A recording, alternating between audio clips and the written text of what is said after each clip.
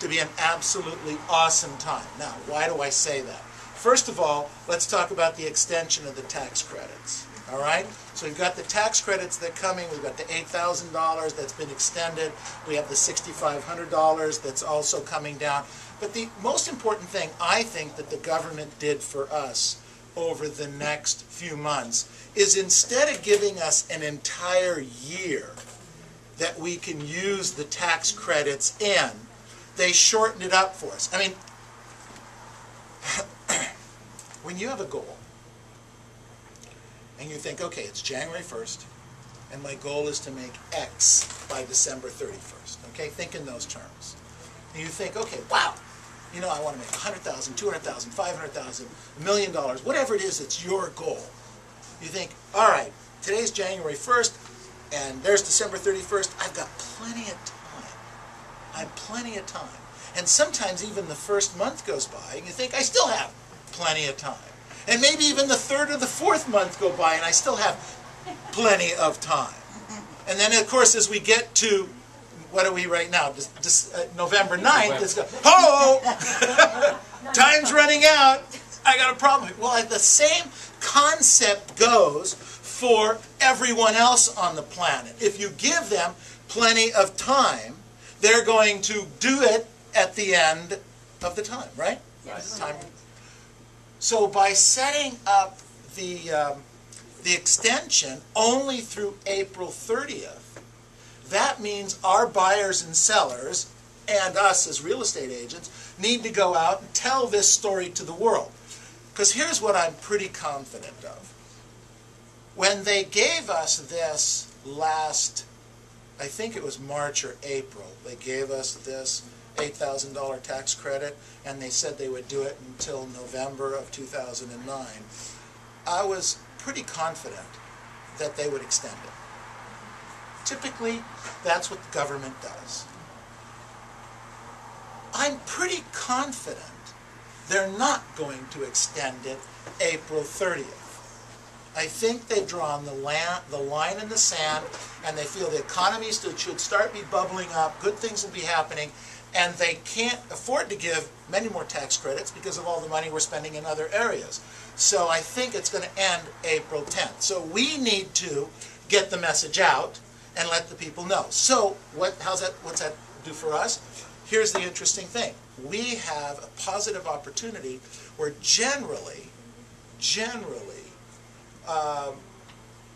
we have business kind of falls off in December, January, and February.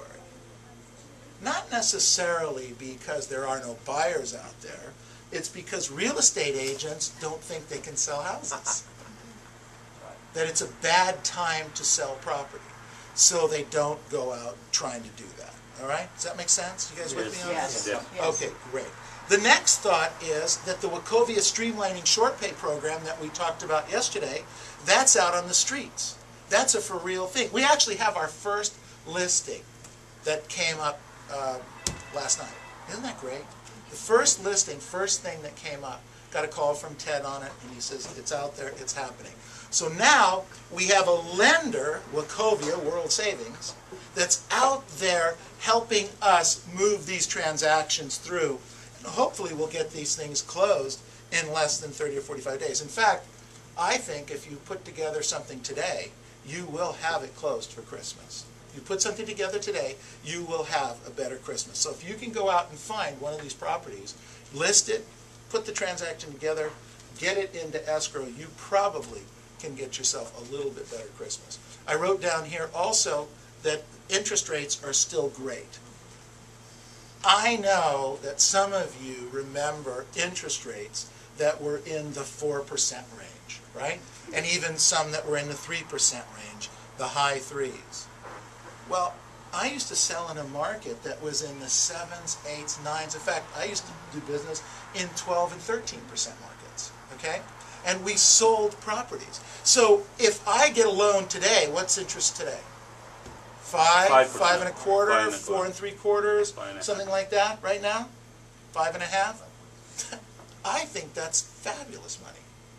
I think that's great money, and we need to go out and tell our buyers what a great deal that is. And the last thought I put down here is huge buyer demand. All of you have a number of buyers that you're working with. In FHA buyers, you're having Calvet at VA buyers, you've got cash buyers, you have 20% down buyers, ton of buyers out there, ton of buyers. So,